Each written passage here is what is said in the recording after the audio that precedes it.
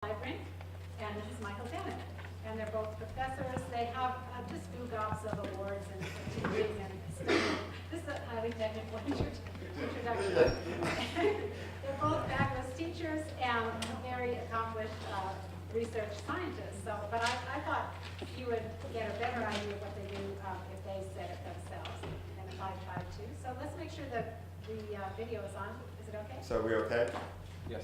Okay. Oh, you got it, Mike. So yeah, we're switching this back and forth. So I'm Mike Dennon, and I guess we should say where we went to school. Where you went, yeah, Okay, anything so- else you guys want to hear, like where they went to school, when they came to So I got my graduate. my PhD from UC Santa Barbara. I did a postdoc at UCLA, and now I'm at UC Irvine. And given that trajectory, I figured by now I'd be at UC Mexico, but they haven't opened it yet. So, and I got here in '96, so I've been here about 12 years.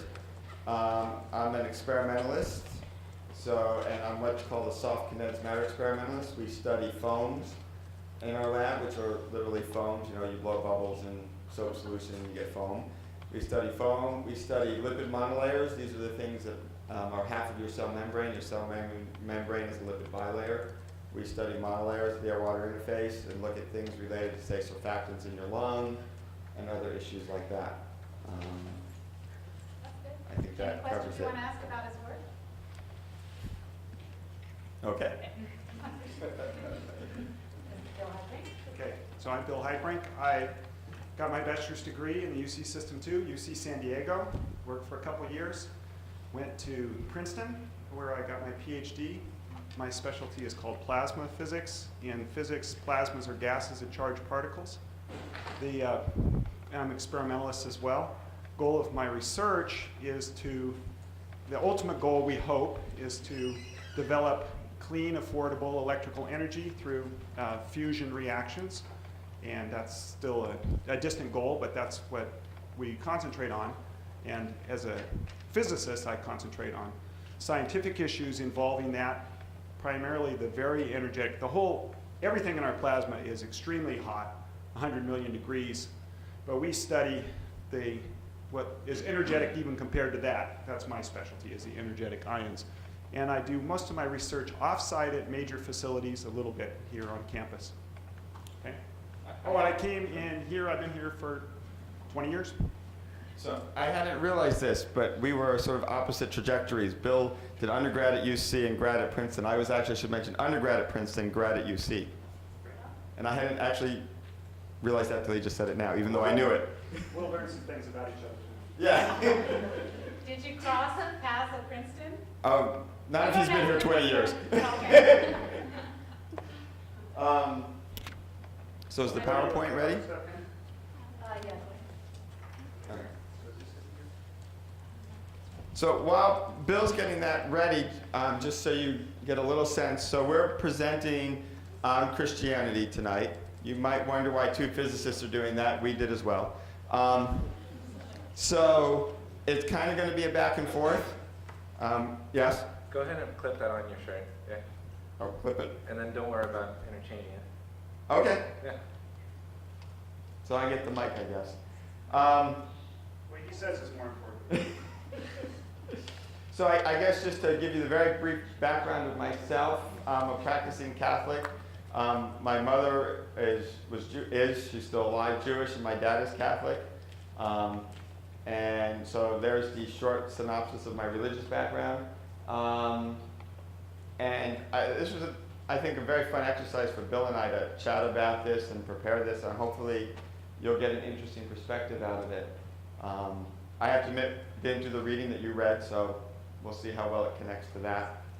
Okay. And I'm, as you probably read, although I didn't read it your assignment either, there's three main categories for Christianity. So there's the Orthodox Church, which split away from the Roman Catholic Church around 1000. And then there's the Roman Catholic Church, and then Protestants split away from the Roman Catholic Church, primarily in the 16th century. And I'm a Protestant. I actually go over to one of these big mega churches, which is right over the hill, Mariners Church. we need to get this to display, huh? Oh, yeah, now we're. There we are. Okay. Okay. Oh, so we wanted to start with a little poll for you. So we have 7 statements up here, and you're supposed to pick out. Now, the thing here is which statements would most practicing Christians worldwide agree with? First of all, there are people who are cultural Christians, and they don't count in this poll.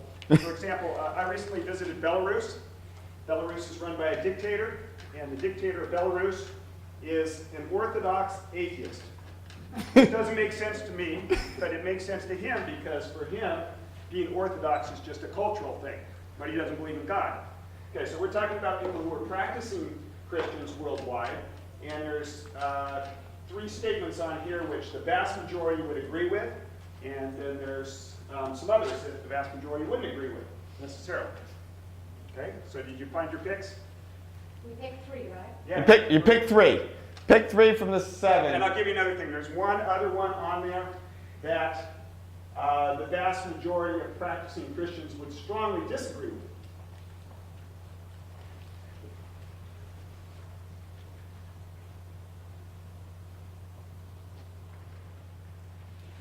You ready? You got yours? No? Okay. Well, And this is if you're- completely if you're- official because we agree on it, so it has to be true. Yeah, that's our criteria. If the 2 of us agree, it's right. We need an Orthodox in here. Yeah, right. Okay, so I'm going to go on. I hope you have your choices. I'm not going to make you vote. Okay. So, those things in red are the ones that the vast majority of Christians believe in. That's what we're going to primarily talk about. Number 4 is the first point. Jesus was unique, both human and divine. This is called the incarnation. Number 1 is the second point. Cross is a symbol of Christianity because Jesus' death bridged the gap between God and humankind. That's called the atonement. And the number 5 is Jesus rose from the dead on Easter, which is the resurrection. And the one in blue is something that the vast majority of Christians would disagree with. Spiritual truths found in many places. The important thing is to find the truths that work for you. And I'll talk more about why Christians think that later. Okay? I'd like to hear if they have any response to. Sure. choice. Oh, yeah. By the way, this is very informal. I mean, we have our slides. We have no idea how long it'll take. So Yeah, you, you might haul us out Just before we jump in. finish. so you should just jump in. You should ask questions. There's nothing you can ask that would upset us. Trust us. We might say things that upset you, but that's different. Number 5, is that based on tradition? Or who said that? Well, thank you for that question. We'll go into that in Okay. Yeah. great detail. So that one we'll take later. Yes. What defines a Christian and a practicing Christian? What makes somebody a practicing Christian versus a Christian? Now that's a hard question. That's a hard question. Part of it is we arbitrarily decided if you follow these and agree with these 3 things, you're a practicing Christian. How's that? For arbitrariness.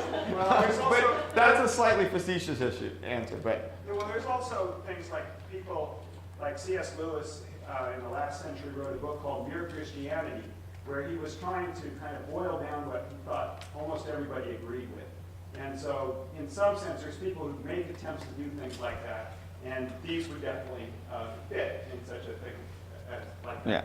yeah, the other way you might look at it is, as Bill said, and this is true of almost any religion.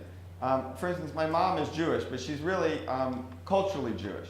She doesn't really practice anymore, partly because her parents didn't really practice, so she never saw that as something to do. She doesn't go to synagogue regularly or any of that. She does believe in a God, so you might say, well, in that case, she's practicing, but she doesn't practice any of the religious aspects of it. So there is this fine line. You get people who are practicing Christians, go to church, do a lot of things, but maybe don't believe